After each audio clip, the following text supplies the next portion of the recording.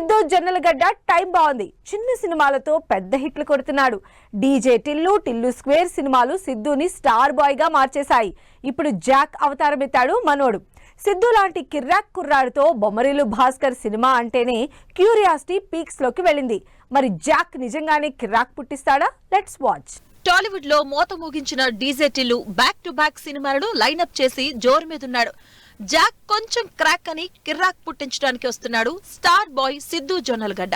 Bommarillu Bhaskar direction లో వస్తున్న ఈ మూవీపై యూత్ లో ఇప్పటికే కిర్రాక్ హైప్ క్రియేట్ అయింది. సిద్ధు క్యారెక్టర్ చాలా టిపికల్ గా ఉంటుందని ఈ మూవీ టీజర్ చూస్తేనే అర్థమైపోతుంది.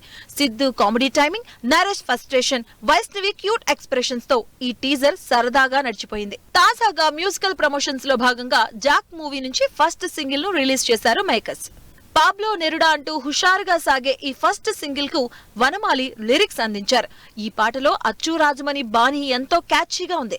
ఇక జానీ మాస్టర్ కొరియోగ్రఫీ మరింత అట్రాక్షన్ గా నిలిచింది.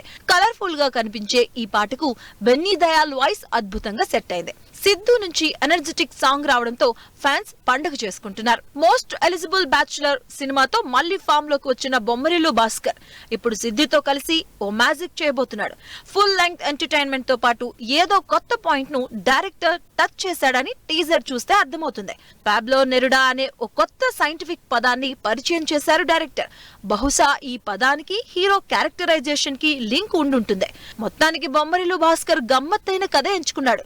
మరోవైపు ఈ మూవీలో సిద్ధు జొన్నలగడ్డకు జోడీగా టాలీవుడ్ బేబీ వైష్ణవి చైతన్య నటిస్తుంది. బేబీ మూవీలో వైష్ణవి స్పీడ్, డీజే టిల్లులో సిద్ధు జోరు ఎంత మెస్మరైజ్ చేసిందో తెలిసిందే. ఇక ఈ ఇద్దరు జత కడితే జాతరే అంటున్నారు ఫ్యాన్స్. శ్రీ వెంకటేశ్వర సినీ చిత్ర బ్యానర్ మీద BVSN ప్రసాద్ నిర్మిస్తున్న ఈ సినిమా ఏప్రిల్ 10న గ్రాండ్ గా రిలీజ్ కాబోతుంది.